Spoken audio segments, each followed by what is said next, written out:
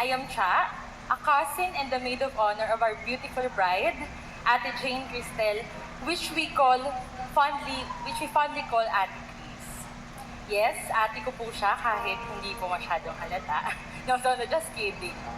Ayan, so we are cousins, but we treat each other like siblings. Actually, kaming magpipinsan, we are really close to each other. We are like siblings kasi magkapatid ang aming mga tatay and magkapatid din po ang aming mga nanay. So parehas po kami ng middle name, parehas din po kami ng surname, pero medyo lumambot lang po yung tunog nung sa amin. Ayan, so we are also like siblings kasi sabi din nila, magkamukha daw po kami, lalo na nung mga bata pa. So kayo na lang po yung mag-judge kung hanggang ngayon po totoo pa rin.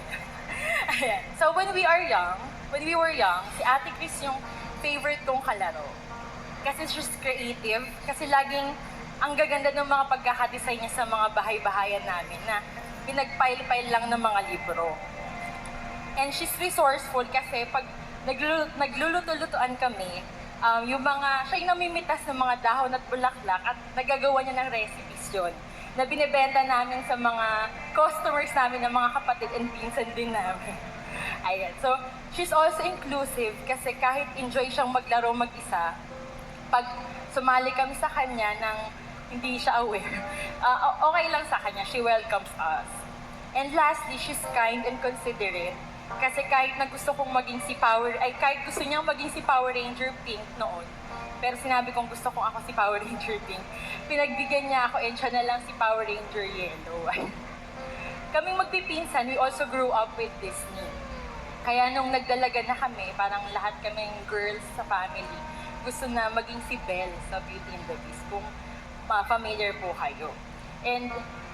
Pero if I will be given the chance to liken her to a Disney princess, I think she's more of a Cinderella. Why? Because both of them possess the qualities I mentioned earlier. They are both creative, resourceful, inclusive, kind, and considerate. And today, may nadagdag pang isang commonality sila ni Cinderella.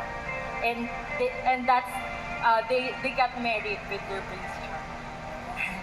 So dahil sa nature of work ni Kuya Marlon, hindi kami madalas makapag-bond. Pero I heard about him sa mga stories ni Ate Chris. I know he is a determined man, and I want to thank him for pursuing and courting Ate Chris the way she deserves. He also has a sense of humor, which I think is a balance sa pagkaseryoso ni Ate Chris. And the relationship may not be perfect, but I believe it is strong, which is proven by the 8 years or 9 years of their relationship and working together and choosing to love each other, especially when it is difficult. Tonight we witnessed a milestone of their love story. They're happily ever after. And tonight, let's celebrate the newlyweds. Again, congratulations, Ate Chris and Kuya Marlon. I wish you all the health, wealth, and happiness in the world. Cheers!